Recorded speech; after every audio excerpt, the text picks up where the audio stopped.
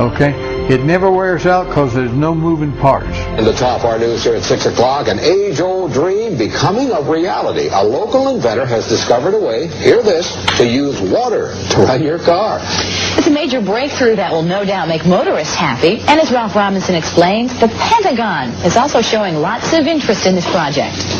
Water has always been considered a precious commodity, but Stan Meyer's invention may make it even more valuable. He has developed what's called a water fuel cell. It has taken the place of his old gas tank. The water fuel cell breaks down water molecules into oxygen and hydrogen. The hydrogen is used to run his dune buggy. I don't care if you use rainwater, well water, city water, ocean water. If you don't have any fresh water, go ahead and use snow. If you don't have any snow available to you, then use salt water because there's no adverse effect to the fuel cell.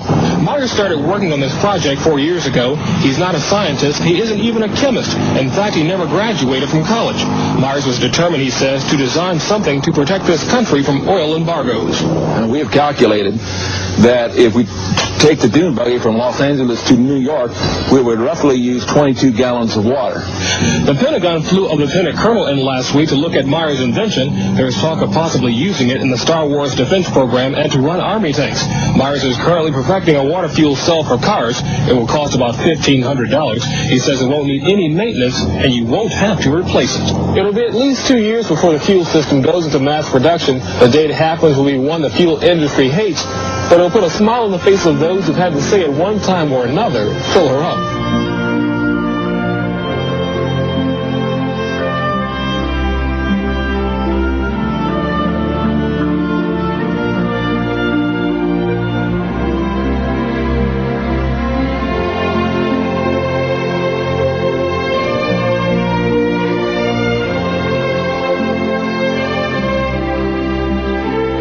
There is an enormous range of new things that have been worked up to a remarkable level in the past and then suppressed by the existing order for one reason or another.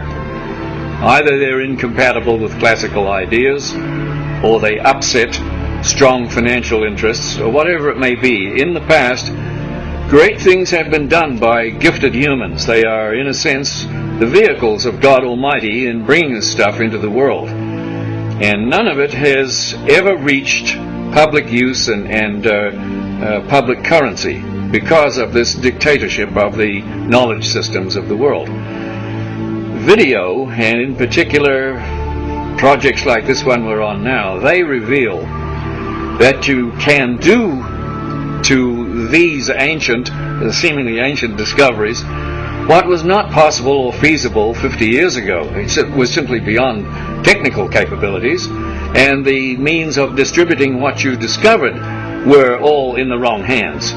Nowadays, the internet has put all that to bed. You can't do that anymore. You know, humanity is going to have information no matter what.